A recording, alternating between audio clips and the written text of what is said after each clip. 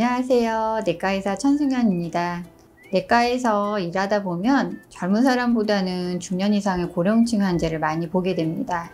대부분 나이가 들면서 단어가 잘 기억이 나지 않는다거나 뭔가 계속 깜빡 잊어버리는 일이 잦아지면서 치매를 걱정하는 분들이 상당히 많은데요. 기억력이 떨어지면 모두 치매로 진행하는 걸까요? 혹은 검사로 미리 치매를 진단할 수 있을까요? 미리 예방약을 복용해야 할까요? 오늘은 이런 궁금증에 대해 알아보도록 하겠습니다. 건강검진에 치매에 대한 항목이 있다고요? 아마 이 이야기를 들으시면 내가 그런 검사를 했던가 하실 것 같아요. 치매에 관련된 인지기능 장애에 대한 검사는 혈액검사나 소변검사, 엑스레이처럼 검사 장비들로 평가하는 것이 아니라 설문지를 통한 선별검사로 위험도를 평가하게 됩니다. 연세가 있으신 분들은 검진할 때 무심코 체크했던 설문지 내용을 기억하실지도 모르겠습니다. 국가검진에서는 만 66세 이상에서 2년마다 치매 선별검사를 위한 설문지를 작성하게 되는데요. 한국판 치매 선별 설문지는 15개의 설문 문항으로 이루어져 있습니다. 오늘이 몇 월, 무슨 요일인지 잘 모른다거나 자기가 놔둔 물건을 찾지 못하거나 같은 질문을 반복해서 하고 약속을 하고 잊어버린다거나 물건을 가지러 갔다 잊어버리고 그냥 온다는 질문 사항인데요. 이거 나한테 해당되는 내용인데 하실 수도 있을 것 같아요. 1번에서 5번까지의 항목은 기억력에 문제가 있는지 확인하는 질문에 해당합니다.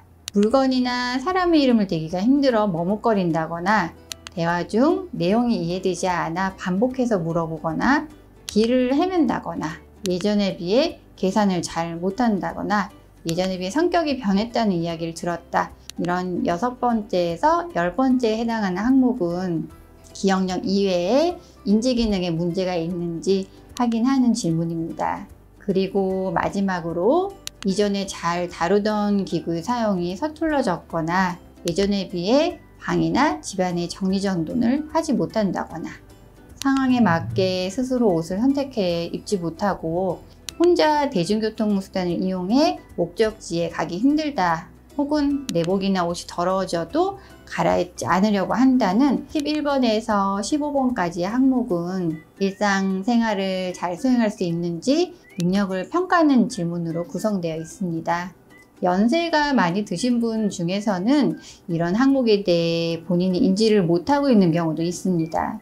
특히 치매 가능성이 높은 경우에는 잊어버린 사실 자체를 기억 못하기 때문에 검진 때 동행하는 가족이 있다면 가족이 대신 설문지를 작성하는 것도 괜찮습니다. 6점 미만이면 정상 인지기능으로 판단하고 6점 이상인 경우 추가적인 인지기능에 대한 검사가 필요하다고 판단하게 됩니다. 물론 이런 치매 선별검사는 치매 가능성을 판단하기 위한 접근 방법이지 치매를 진단하고 확진하는 검사는 아니기 때문에 점수가 높더라도 치매가 아닌 경우가 있다는 것을 꼭 기억해 주세요. 환자분들은 기억력이 떨어진다고 느끼면 이러다 치매 오는 거 아니야 하고 걱정만 하다가 어떤 식품이 좋다더라, 이약이 치매를 예방하는 데 도움이 되더라 하는 이야기들을 듣고 건강보조제나 식품에 의존하는 경향이 좀 있는 것 같습니다.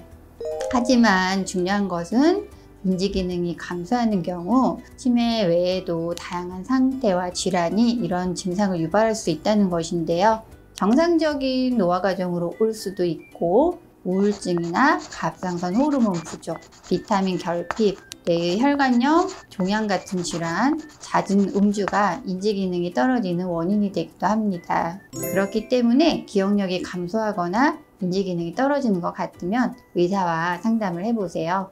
치매 선별검사에서 인지기능 저하가 의심되면 추가 혈액검사나 신경심리검사, 뇌 영상검사를 통해 원인 질환을 알아내고 원인에 맞는 적절한 치료 계획을 잡는 것이 필요합니다.